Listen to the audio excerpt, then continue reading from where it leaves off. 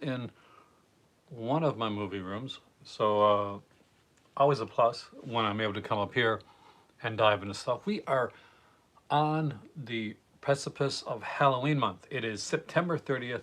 It is one day away from Halloween month. And when the whole 31 Days of Horror starts, I've gotten to jump on that. I've been doing a bunch of things, and it has been a lot of fun. I thought what I'll do is I'll tell you guys what I'm going to be doing for the month of Halloween. I'll let you know what channels I'm going to be on because I'm going to be popping up on other channels, and I'm even going to be on a podcast. So that that should be a blast as well. But I'll go into like I'll do something I haven't done in a while, and I will. Oh, let's let people know that I'm here, and then we'll go and maybe I'll read some comments, something like that. I haven't done that in a long time. I used to do this thing because my videos are live now. I don't usually have to. I love my videos live. I usually have to read the comment sections and just comment on things or just like things when I don't have enough time, and then I'll just get into the whole aspect of it. So let's see. It's not letting me do it. Okay, let's Google me. Google me. Fuck no. Let's let's see if the live video comes up here so I can see your messages. There we go. Let's make sure this is turned down. Cause it's kind of cool to be on here to be doing this and to talk about like what's coming out. So for those that are patron members or your membership, you got a membership of the channel. Tomorrow is Crimson Cast Day, of course, and I have went out and I've said, okay, you know what I'm going to do? I'm going to just make it bigger and better than ever. It's Halloween. It's my favorite like month of the year. So what do I do? Well, I go out and I decide, okay, let's do a banger of a Crimson Cast, a total horror one. You get your first video editorial as well in this one, and still horror oriented editorial. We're not nothing serious or too deep, right? And I gotta say, I absolutely adore that. That's so much fun to do. And I'm here, just it just blows my mind. So if you're there, say hi, and we'll get on to the whole Halloween month and get things situated. So yeah, 95 minutes for the episode, and I'm super stoked to see that happening. There's so much going to be going on the channel. Let's read some comments, and then we'll go into what the different places I'm going to be this month. Because I'm not going to just be on my channel. Actually, we'll start with that. So on, I think it's the 9th, I am on Reconnected. So if you watch, hey, there's Sammy, welcome, man. If you watch Ryan's channel, which you really should, the Disconnected, uh, I don't have one. And as I shouldn't, because look at me, I'm like 53 years old. OnlyFans for me, that would really be horrible. I'm not gonna give people nightmares like that.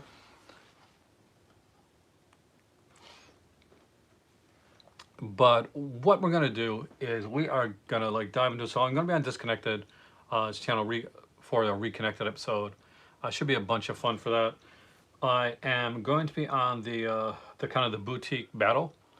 So that is going to have a bunch of stuff on there as well. So I'll be there with a bunch of guys. We'll be doing two like boutique labels going against each other. I was on a recent one where they did Vinegar Syndrome versus Second Sight, and that was so much fun. I super enjoyed the hell out of that, and as well, I am going to, and let's make sure I get this right because I suck at names. Great when it comes to like, I can talk my out of anything, but I suck at names. So there we go. So I'm gonna be on Boutique Battle Bash, and I am going to be taping an episode for Boutique Talk, and that is gonna be, hey guys,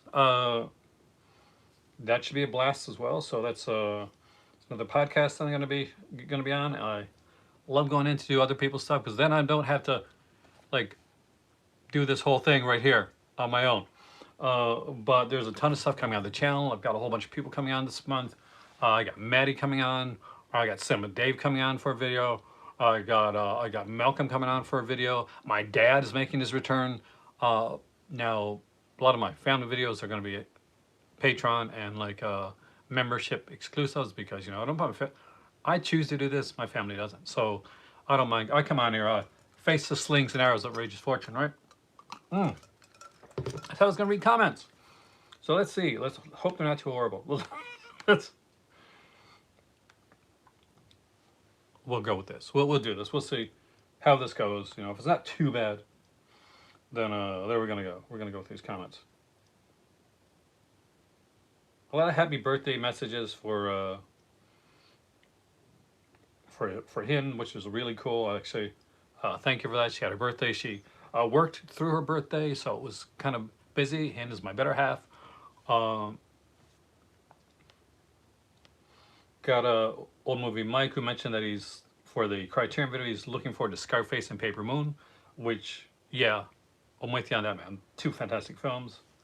Burrow 8 said that he owns the Godzilla set as well, and loved the Shape of Water, which I agree with. I had somebody comment like, "Hi, Mr. Sloth." So those who don't know, a lot of my videos for I'll say, "Hey, you want to become a member? You want to like, share, subscribe, all that type of stuff." I have like a character called Subscription Sloth, and who I voice because for those that don't know, I do voices and stuff like that as well. I could do which is different because when I started, a lot of people don't know this. Some people do. They've been on this channel for a bit. I have like massive epilepsy, so I've been taking medication since I'm like 3 years old, and until I was about like I guess 10, 11, 12, whatever. I was around. I wasn't young anyway. I couldn't speak. I had a massive stutter, and it was something that I only got over, thanks in a large part due to a teacher that took like a great like look into me, and then I started acting, and it kind of never went back from there. And every job I've ever had has had something to do in a weird way with like whether it was on the phone or I was in public relations, which I did. I love. That's actually what I went to. I went to school for journalism. Went to school for a couple different things, but I actually completed business and public with a high emphasis on public relations. So, and commercials, talking, that type of stuff. So that's been my thing, which I've had a lot of fun with. I got to say. Don't do anything involving taking. Taking? All right, dude. If you're gonna troll, then type right. You mean talking, and that aged so well. But I am so stoked for October. I don't want to do the 31 days the way everyone does 31 days. I'm not going to come on here every day and say, okay, I watch this movie, watch this movie, watch this movie. I'll do that sporadically throughout the month. But what I want to do is put out more quality videos that are spaced throughout the month that you guys can enjoy and watch. A lot of pre-tape stuff. I'll come in here to do some of my lives as well because I kind of got known for the live stuff. But above all, like for me, the biggest thing is I just enjoyed the heck out of this month. I was going to do an analysis, kind of a review of Tales from the Dark Side, and initially I started it, and the first season of Tales from the Dark Side, it is drastically like on one side or the other. Either it's like a banger of an episode, when like the closet episode, or it is atrocious and you can barely get through it. And you're like, this is a 22-minute episode. I should not be struggling to get through a 22-minute episode. But I'm watching like, I think it's the second episode called The New Man. And it is bad. It is really bad. It is embarrassingly bad.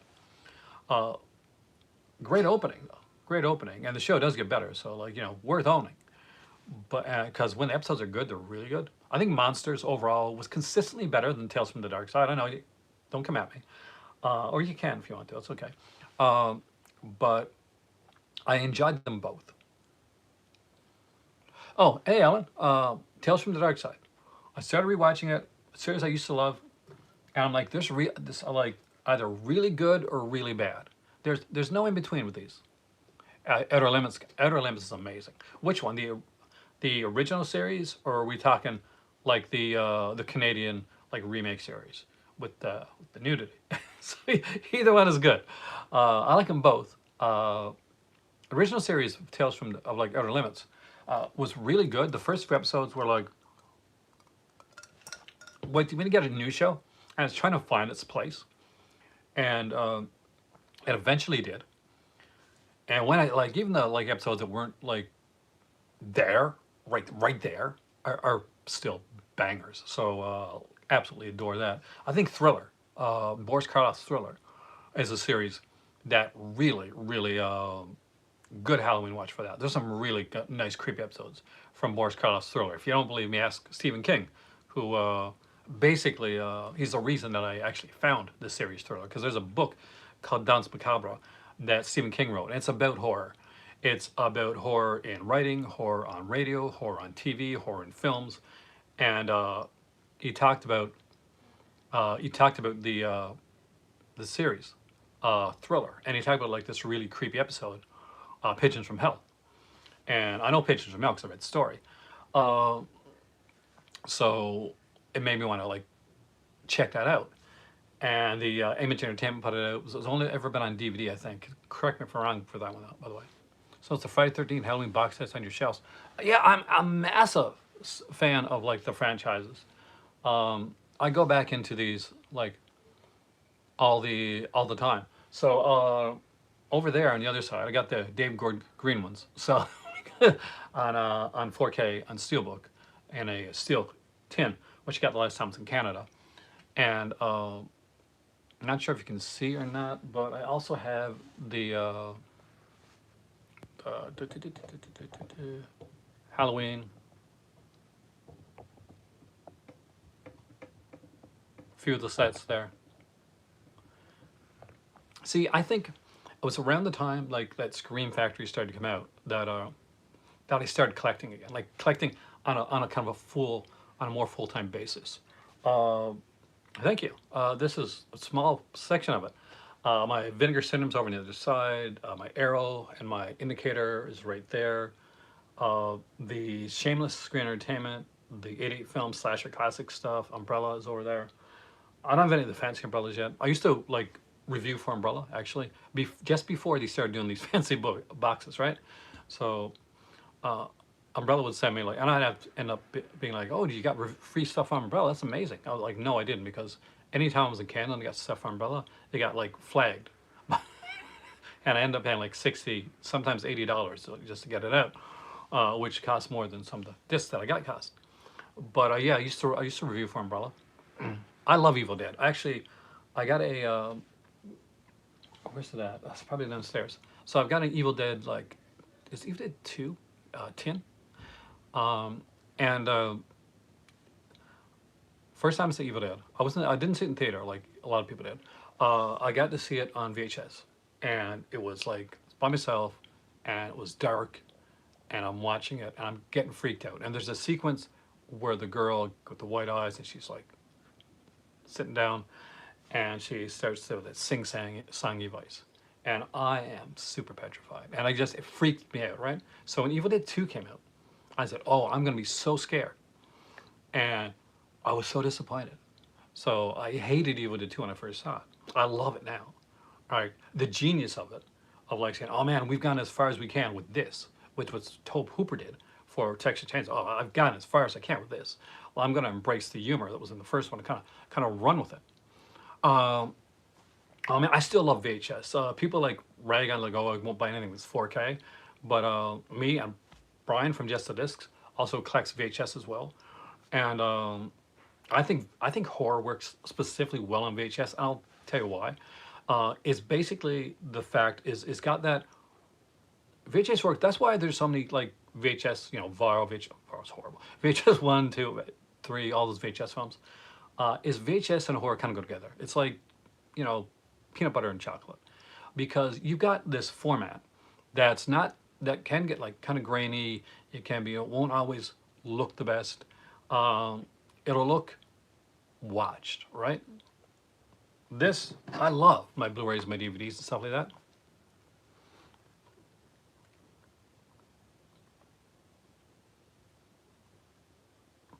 But when I put on a VHS, it's super. It has that like creepy like feel to it. That's why when you watch like Texas Chainsaw Massacre on VHS or Cannibal Holocaust, which I watched the cruelty free version, um, then what you want to do, it has that feel. It's like that almost like, oh, this could have happened type of feel. You know what I mean? Oh, did I find, like, when you find, especially if it's an unknown, and it's like this. I remember the first time I saw, well, it was Who Done It, which got a wonderful, beautiful like vinegar cinnamon release, right? And it looks gorgeous. But first time I saw that movie, and it's got that punk song in it, like kind of thrashing a bit, and I put it on, and it is dark. Like the print is so dark you can barely see it. If you ever find the VHS, you know what I'm talking about. And like you can hear the song because it's so freaking loud in the movie. But there's some of the scenes, and like when you see the film like all cleaned up, like you can see like the bad special effects. You can see the the fun cheesiness of it. But this dark print of the film, this like barely watchable, will creep me out. Because and a lot of time when you're looking at something like a VHS, the early stuff, especially when the print wasn't greatest, then you're really going on like a lot of the audio that's there as well, and you're going on the picture as is, and it does give it a real feel to it. That's why found footage, yeah, exactly. That's a big part of the found footage craze. It's why it took off so well. It's why we got so many of those paranormal activity movies. It's why the wreck movies did so well. It's why we got those the Blair Witch project. That's what, and kind of why maybe why the Blair Witch 2 didn't do as well. And of course, Hell House LLC, right? Which if you haven't watched those, definitely recommend them. Too hard. Yeah, fear has that as an intangibility factor, and sometimes when you make things too nice and too bright, it takes away, uh, which is wonderful. Like that's why I struggled with the am I going to buy Texas Chainsaw Massacre on Blu-ray, right? And I did. Wonderful Blu-ray, it looks great. Dark Sky put it out, and definitely the way to get it. And now there's like a 4K, and I don't know. I go back and forth with yeah. It's nice to have it in that like for the audio quality. I'm an audiophile, so to go back and like to get that like sound, that theater sound, which is a lot of the reason I'll buy a 4K.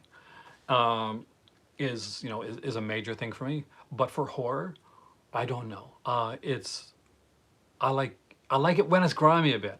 Uh, I Terrifier 2, which is not my favorite, but I bought the Blu-ray, and I think I want to like go up to 4K for Terrifier. No, I don't think I do. I think Blu-ray is like just a perfect medium for that, and that's why next month for me, like Halloween's always been an important month.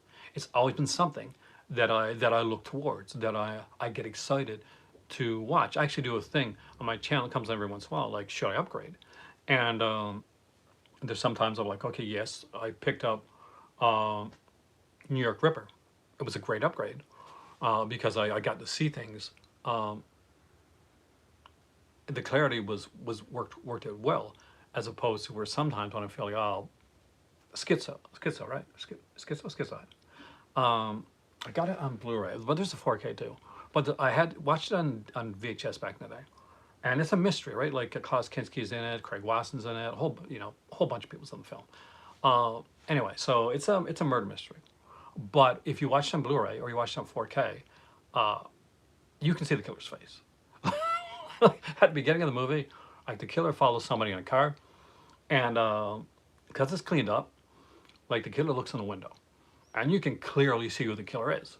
And but then you spend the rest of the movie throwing all these red herrings, which are useless now, because you you've seen them. You can't take that back. Like there's no ability to take that back. Anyway, the Halloween is going to be a huge month for the channel. Hopefully you keep watching. Check this out. Check out the podcast I'm going to be on. I'll be on Ryan's channel. I'm going to be on. Oh God, I'm going to be on the Movie Man Mike's channel, and I'm having a blast. It's a lot of fun. It's the busiest month of the year for me. This is a month that, like, well, to be honest with you, last month was super busy because what I'm doing is I've been filming stuff for this month, because I'm doing more when it comes to pre-tape and getting a lot of stuff that done. So you guys have stuff you can come and watch, stuff that is longer, stuff that is bite-sized, but stuff so that you got videos to watch throughout Halloween, and stuff that you can hopefully come back to. Thank you so much, Alan. I really appreciate that. And hopefully I'm going to try, because I'm watching a lot of Nashi and Spanish horror. So I'm either going to do a Nashi or a Spanish horror ranking, tier list video near the end of October. So if you like foreign horror as well, that's coming up. See you soon. Have a wonderful day there. Hey, William, catch me on as I'm going out. And I'll see you next time. But if you haven't watched came in at the end, go back to the beginning, check out the video. It's not too long, and happy Halloween, guys.